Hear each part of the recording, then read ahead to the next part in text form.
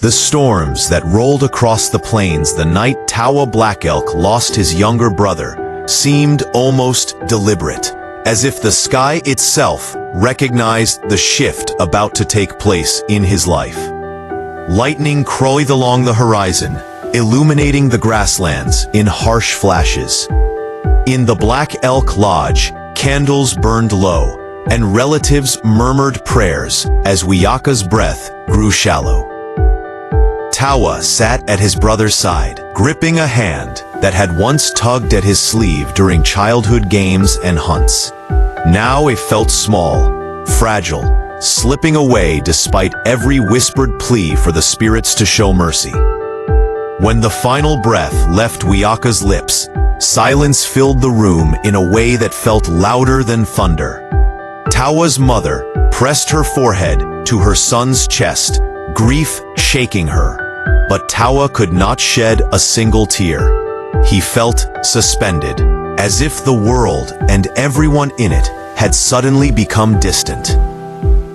When the drummers began the funeral rites at dawn, their low, steady rhythm resonated through the earth, but Tawa felt no grounding. Each beat of the drum reminded him that life moved forward, while he remained trapped in the moment he lost the last person who understood him without words. Wiyaka had been more than a brother. He had been the one who challenged Tawa to race across the riverbanks, who asked endless questions about the old stories, who believed Tawa could become a warrior in the purest sense, one who protected not through dominance, but through compassion. Wiyaka carried a lightness that Tawa lacked. Now that light had gone out, and with it went the part of Tawa that felt certain his path had meaning. Villagers approached to offer food, support, and gentle embraces, but Tawa accepted their sympathy with a distant nod. Every gesture felt like a reminder of the void he refused to acknowledge. He walked through the following days like a shadow of the person he had been. He attended the burial, placing a carved feather at Wiyaka's side, a symbol of the freedom his brother always sought. But even then, his heart remained locked. Grief did not soften him, it hardened. He began to interpret pain as failure. If he had been a stronger hunter, maybe he could have provided more herbs. If he had been more attentive, maybe he would have noticed his brother's illness sooner. The weight of these thoughts pushed him into isolation. He started leaving the village before sunrise and returning long after dusk, avoiding the sympathetic gazes that pierced through the shell he was trying to build. The plains, which had always been a space of calm for Tawa, became a place where he tried to outrun what he refused to confront. He hunted with an intensity that bordered on desperation, pushing past exhaustion each day. The wind carried the scent of wild sage, but even familiar landscapes offered no solace. Tawa believed weakness had overtaken him, and if he surrendered to the grief, he would lose what little strength remained. As nights grew colder, Tawa often chose to sleep away from home, resting on uneven ground with only the stars for company. He believed solitude would sharpen him, but the more he separated himself from the people who cared for him, the more hollow he became. His dreams were filled with Wiyaka calling out to him, sometimes laughing, sometimes begging him to come back. Tawa woke from these visions, drenched in sweat, breath shaking, yet he still refused to interpret them as anything other than torment. The villagers noticed his withdrawal. Children asked where he had gone. Elders exchanged worried glances. His mother sat outside their lodge each evening, waiting for her son to return. But their conversations had dwindled into brief acknowledgments. She warned him that loss required mourning, not denial. but Tawa only tightened the emotional armor around him. As the cycle of days blurred, Tawa's grief began to mutate into anger, not at anyone in particular, but at the injustice of losing someone so young, so full of promise. He questioned the spirits, questioned the path of warriors, questioned why strength mattered if it could not save the person he loved most. Yet even these questions he kept buried, refusing to voice them aloud. In trying to escape pain, Tawa only fed it. The fracture within him widened, leaving him unmoored from tradition, family, and identity. What he did not yet understand was that this fracture, painful as it was, would soon become the opening through which transformation could begin. But in those early days, all Tawa knew was loss, deep, unspoken, and heavy enough to reshape everything he believed about himself. Tawa's retreat from the village began quietly. At first, people assumed he simply needed space, as anyone would after losing a brother. But the distance he placed between himself and the community did not close with time. Instead, it widened with each passing dawn. He woke before the first light touched the horizon, slipping out with his bow slung across his back, disappearing into the open land as though the plains themselves could shield him from the grief he refused to face. Hunting had once been a source of balance for Tawa, a discipline that sharpened both mind and body. Now, it became an escape. He moved through the tall grass with an urgency that lacked purpose. He chased game not for sustenance, not for skill, but for the distraction of motion. The wind that swept across the prairie no longer felt like a companion. It carried whispers, memories of Wiyaka, laughing as he tried to mimic Tawa's tracking skills. Memories Tawa shut out by focusing harder on the chase. Every track he followed was an attempt to outrun the spiraling thoughts that hunted him in return. He took to sleeping in the foothills rather than returning home, choosing uneven ground and cold air over the warmth of a lodge filled with reminders of his brother. The earth beneath him was unforgiving, but that was what he wanted. Discomfort felt like control. Exhaustion felt like a shield. When his muscles trembled from pushing too far, he welcomed the ache. It was physical, tangible, unlike the grief lodged in his chest. He believed if he made his body strong enough, he could crush the weakness he associated with mourning. Villagers who crossed his path tried to speak with him. Women gathering herbs asked whether he would return for communal meals. Hunters invited him to join group tracking to share the burden of the hunt. Even children ran up to him, tugging at his arm, asking if he would tell stories of animals as he once did. Tawa brushed them off with brief, clipped responses. He did not trust himself to speak more. The moment he slowed, he feared the emotions he kept buried would break through. To him, silence was safer than honesty. As days bled into weeks, the isolation changed him. He became sharper in his movements and harder in his expressions. His thoughts grew dense, circling the same self-accusations until they felt like truths. He replayed Wiyaka's final days in unbearable detail, scrutinizing every moment for signs he should have noticed. He convinced himself that if he had been more attentive, more knowledgeable, more capable, his brother might still be alive. This belief carved deep grooves of guilt into him, grooves he filled with determination to never fail again. That determination, however, twisted into something else. Tawa began to associate emotion with failure. Warriors, he believed, were meant to stand strong, unmoved by pain. If grief could paralyze him, then grief was an enemy, and he refused to let it claim another victory. So he suppressed it, packing it down until it became as heavy as stone. The more he hid from his feelings, the more he convinced himself he was becoming stronger. But strength built on denial was brittle.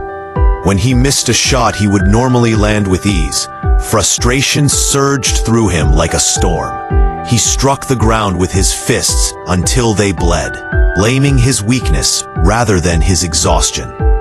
When he found himself unable to sleep for nights on end, plagued by dreams of Wiyaka calling out to him across an unreachable distance, he tightened the walls around his mind. He told himself the dreams meant nothing. He told himself emotions were distractions. Yet the hollowness inside grew. Even the land seemed to change around him. The rustle of prairie grass that once soothed him now grated against his nerves. Coyote howls, echoing in the night, once a familiar rhythm, now felt like reminders that he was alone by choice. He watched storms gather in the distance, lightning splitting the sky, and felt a strange envy for the violence of the clouds. They released everything they carried. He kept everything locked inside. Elders noticed his absence during ceremonies. His mother noticed the silence where his laughter once lived.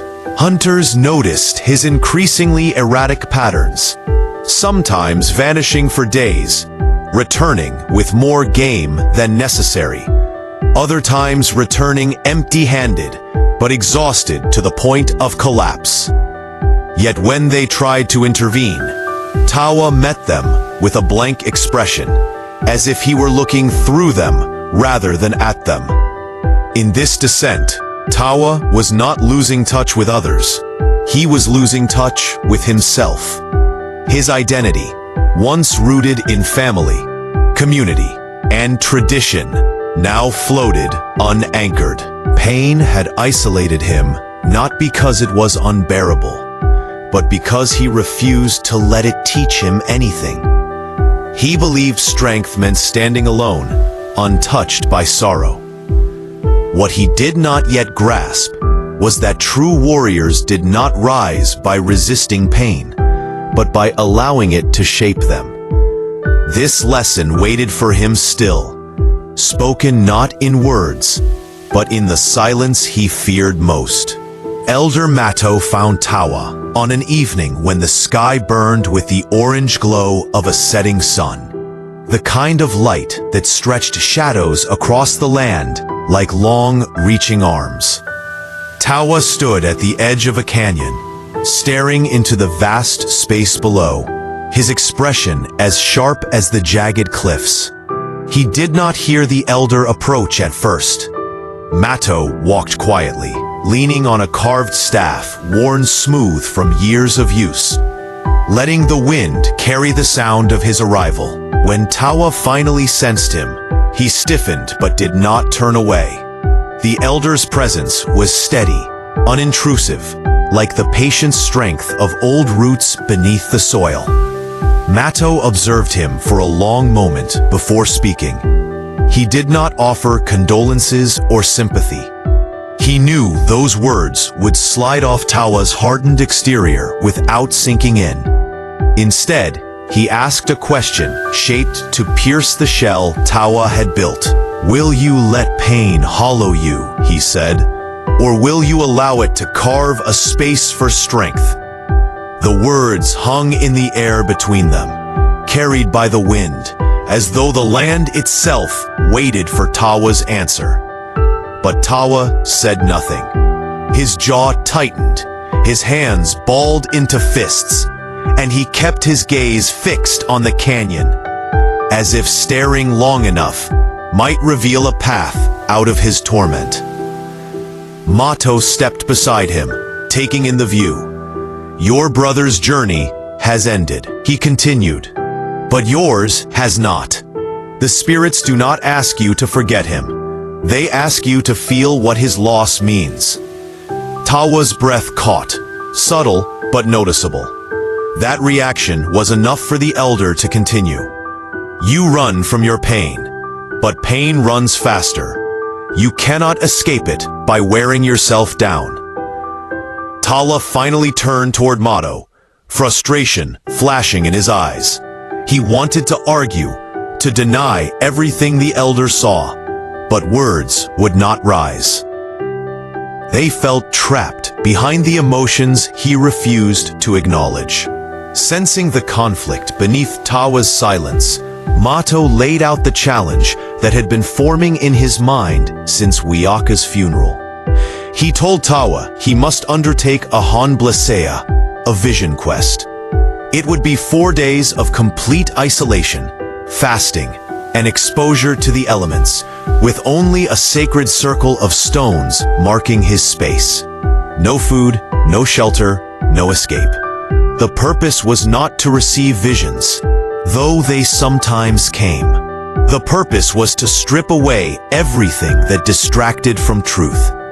Mato knew that Tawa had been hiding behind physical endurance.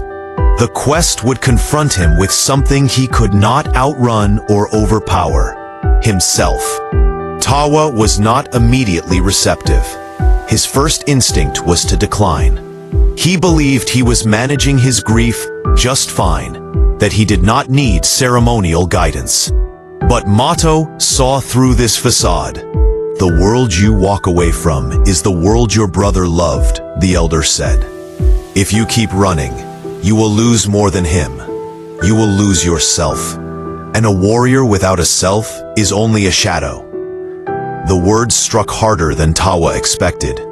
Shadows. That was what he felt like. A man moving without direction, functioning without purpose. Yet accepting a vision quest meant confronting everything he had spent weeks avoiding. It meant stillness. It meant vulnerability. It meant facing the possibility that his grief was not weakness, but something far deeper and more demanding. As the sun dipped lower, the canyon fell into shadow, and Tawa felt the familiar weight settle in his chest. But beneath it was something else, a faint stirring, like the first hint of movement beneath frozen ground. After a long silence, he asked, "Why me?" Mato answered without hesitation, "Because your pain is trying to teach you something. Because the spirits do not call the strong, they call the willing. And because your brother believed you would carry more than your own weight someday. But first, you must learn to carry your sorrow." Tawa resisted the truth in those words, but he could not ignore the clarity with which they were delivered. Mato spoke not as someone judging him, but as someone who had once stood on a similar ledge, staring into the same emptiness. The elder placed a hand on Tawa's shoulder, firm but gentle. "You think you are alone in this. You are not. But the first step must be taken by you." That night, back in the village, Tawa sat in silence outside his family's lodge, watching the moon rise. The idea of the vision quest lingered in his mind, unsettling but persistent. For the first time since Wiyaka's death, he felt something shift within him. Not resolution, not peace, but the recognition that the path he had chosen was leading nowhere. By dawn, he gave Mato his answer. He would undertake the quest, not because he believed it would heal him, but because he no longer knew what else to do. It was a fragile, uncertain beginning, but it was movement. Movement toward something, rather than away. Tawa climbed the ridge chosen for his vision quest before dawn, carrying nothing but a small pouch of sage and the weight of everything he had refused to face. Elder Mato had walked with him part of the way, offering no instructions beyond those already given.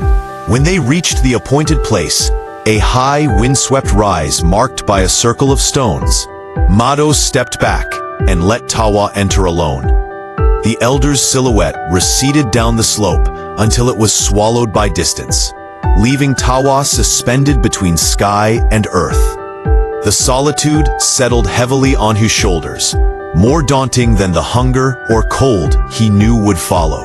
The first day passed slowly, with the sun beating down on him as if testing his resolve.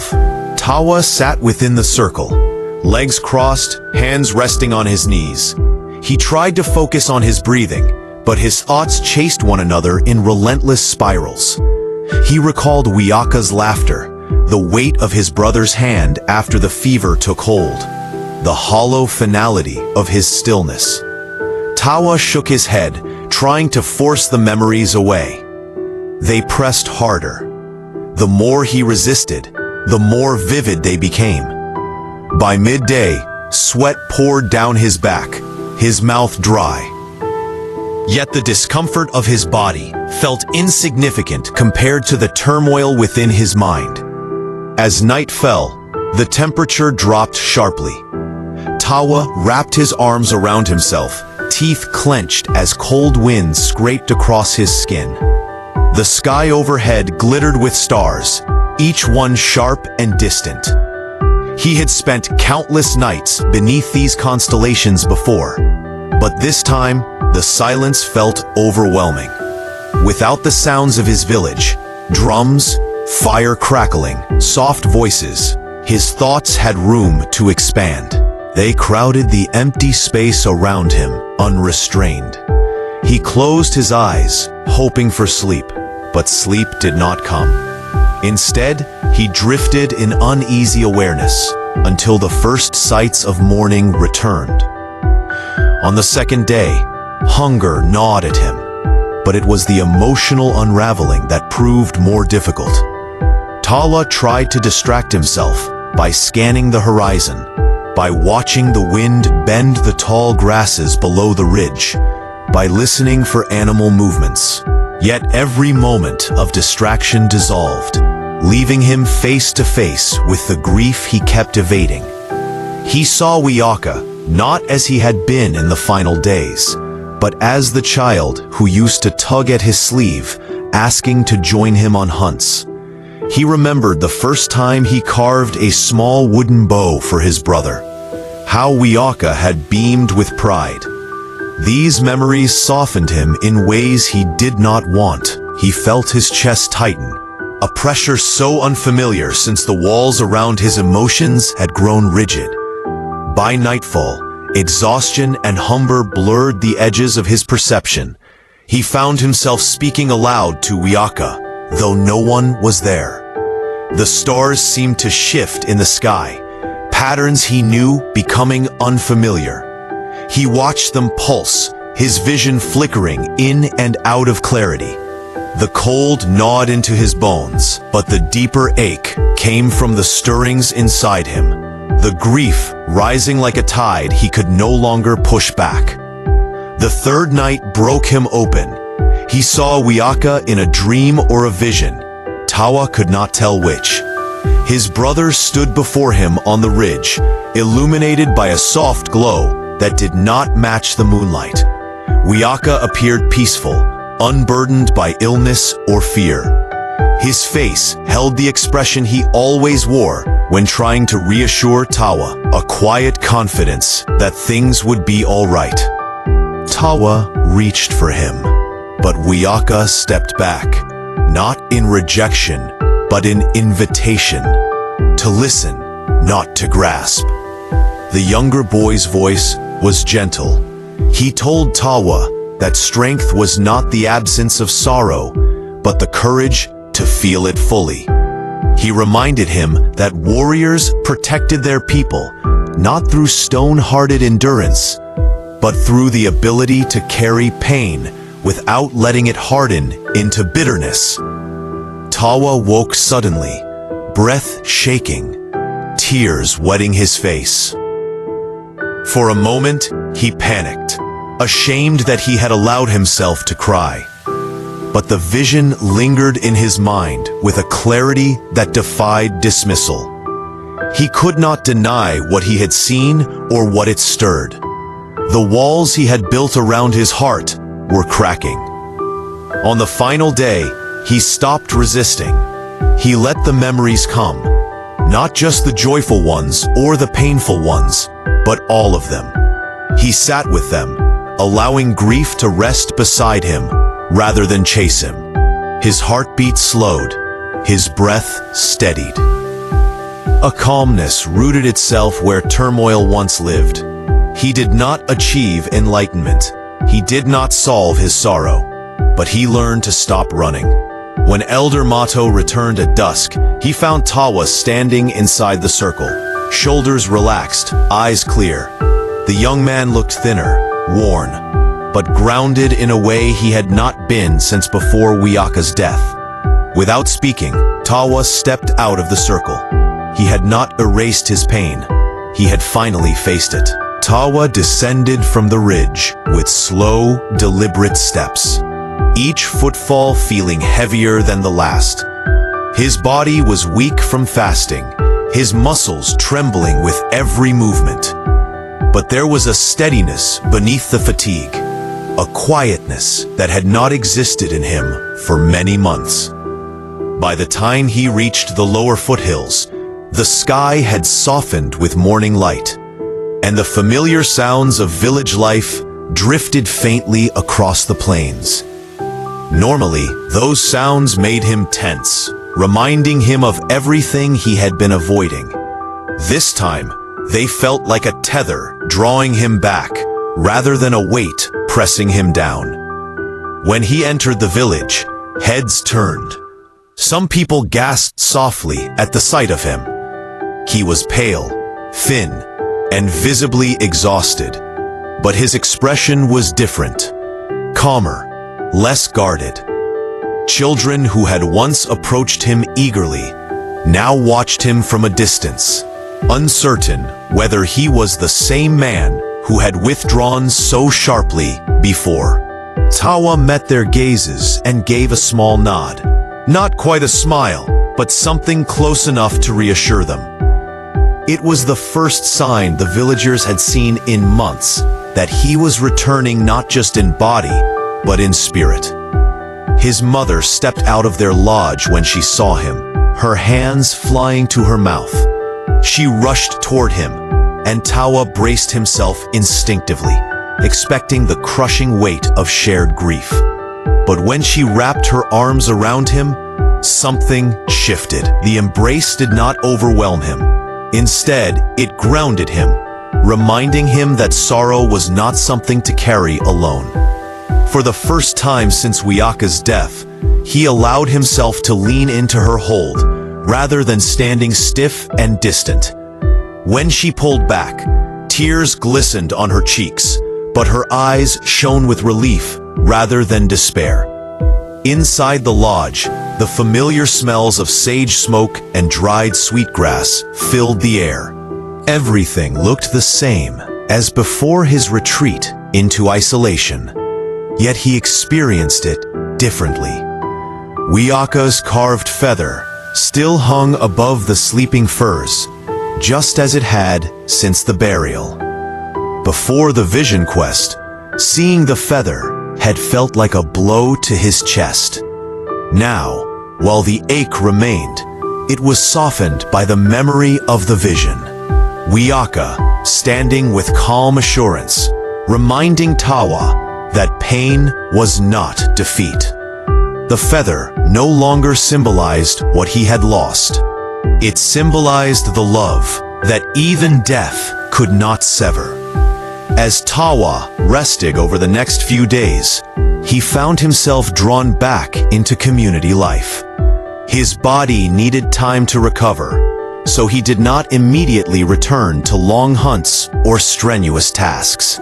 Instead, he began with simple routines, carrying water from the river, repairing worn sections of their lodge, gathering herbs with the women at sunrise. People watched him with a mixture of caution and hope, unsure whether this new steadiness would last. Tawa understood their hesitation. He had been unpredictable, distant, and at times cold. He did not expect immediate trust. So he moved slowly, letting his actions speak where words still felt fragile. One day, as he walked past a group of younger hunters practicing with bows, they paused and looked toward him. In the past, Tawa had pushed them away, unable to tolerate being near laughter or youthful energy that reminded him too much of Wiyaka. This time, he approached. Without saying much, he observed their stance and technique. When one boy struggled to maintain balance while drawing his bow, Tawa stepped forward and gently adjusted his footing. The boy's arrow flew straighter. The others murmured appreciatively, glancing at Tawa with renewed respect. Teaching came naturally to him, though he had forgotten that in the weeks he spent running from everything familiar. As he worked with the boys, he found himself offering not just technical guidance, but small bits of wisdom he had learned from Mato and from his own time on the ridge. He spoke of patience, of listening to the wind, of understanding one's limits without shame. These words were not planned. They rose unforced, shaped by his own recent experience. When the boys thanked him, he felt a warmth in his chest that had been absent for too long. In the evenings, Tawa began sitting with families who had lost loved ones to illness, accidents, or old age. He did not speak much, but his presence was enough. People sensed the change in him, a shift from avoidance to quiet acceptance. When he listened to their stories, he felt their grief without being consumed by his own. He understood now that loss tied people together rather than isolating them. The community had always been willing to support him. He had been the one who shut them out. Now, he allowed himself to be part of their shared rhythms again. As days passed, Tawa realized that the transformation he experienced on the ridge had not erased his sorrow. The pain was still there, woven through the memories of Wiyaka, but it no longer controlled his every action. It had become something he could carry, something that shaped his empathy rather than sharpened his anger.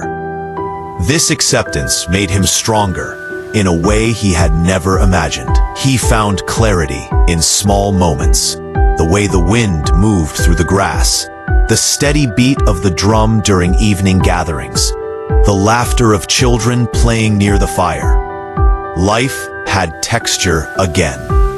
By the time he returned to full strength, Tawa felt a renewed sense of responsibility.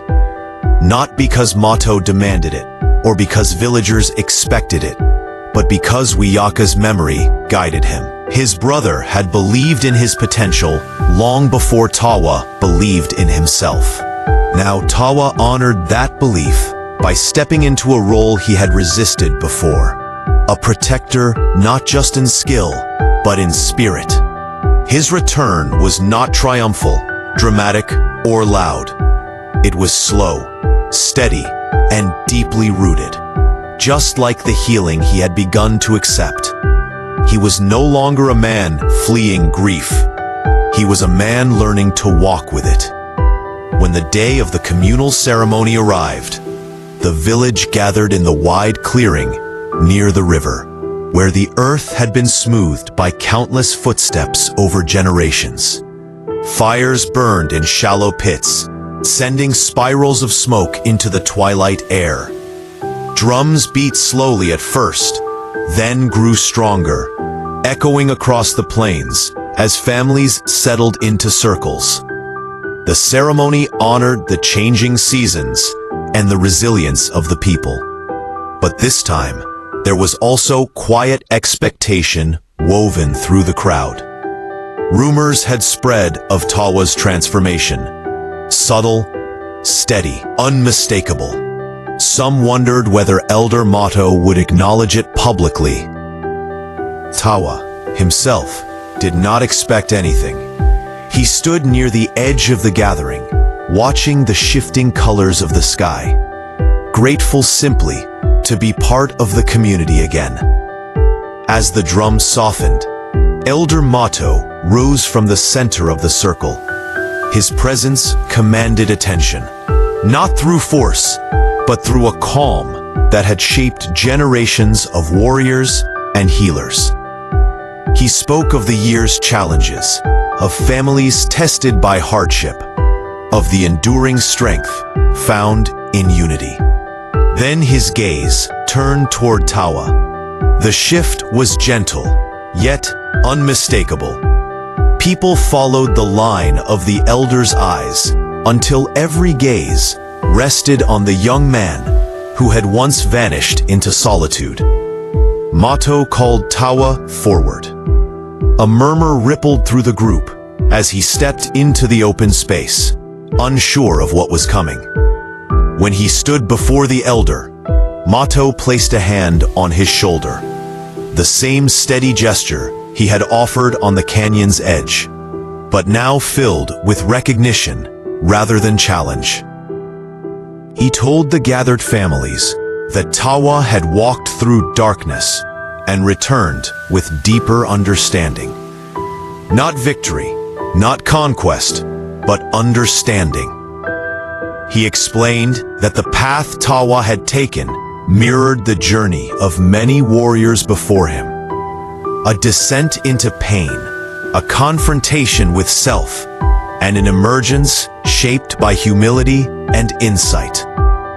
Then Mato announced that Tawa would serve as a keeper of stories, one entrusted to preserve and share the lessons born from hardship, so that future generations could navigate their own struggles with courage. This role was not about status or authority. It was a responsibility, one that required empathy, memory, and honesty. The title surprised Tawa. He had never imagined himself guiding others, especially through something as intimate as grief. But as he looked around at the faces in the circle, the hopeful, the grieving, the young, the weary, he realized he had already begun doing just that in small, quiet ways. The drums resumed, their rhythm steady and supportive. Mato stepped back, signaling that the moment was now Tawa's. He had not been told to speak, yet the expectation hung in the air. Tawa felt his throat tighten, not with fear, but with the weight of everything he had carried. When he finally spoke, his voice was rough at first, unused to addressing a crowd. He began simply by acknowledging his brother's name. The sound of it, spoken aloud after months of silence, cracked something open, but not in a painful way. It felt like lifting a stone that had been resting on his heart. He told the village that he had once believed grief meant weakness, that warriors were meant to remain untouched by pain. He admitted that in trying to escape sorrow, he had nearly lost himself. His words were not eloquent or polished.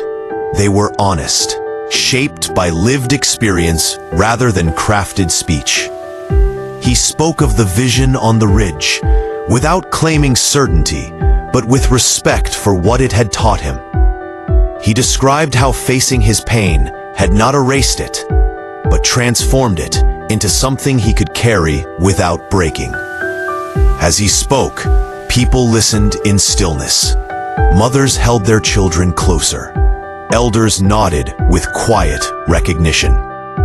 Hunters who had watched Tawa withdraw now saw a man returned, not in defiance, but in humility.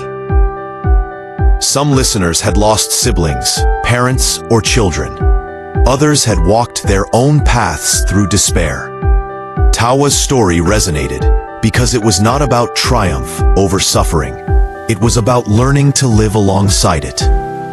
When he finished, the silence that followed felt soft, not heavy. Then the drums resumed, this time with a warmer rhythm. Children darted into the center to dance. Elders clapped in time, and the firelight flickered across Tawa's face as dozens of people approached to touch his shoulder or offer a quiet word of support. He did not feel overwhelmed. He felt connected in a way he had forgotten was possible. Later, as the ceremony wound down, Tawa stepped aside to look up at the night sky. A breeze moved through the grass, carrying the scent of burning sage. Above him, the stars shimmered in their familiar patterns. He thought of Wiyaka, not with the sharp pain that once cut through him, but with a steady warmth. His brother's memory no longer pulled him backward. It guided him forward. Tawa understood then that becoming a warrior had never been about strength alone. It was about the willingness to rise through suffering, to let pain carve wisdom rather than bitterness. In accepting this truth, he stepped fully into the person his brother had always believed he could become.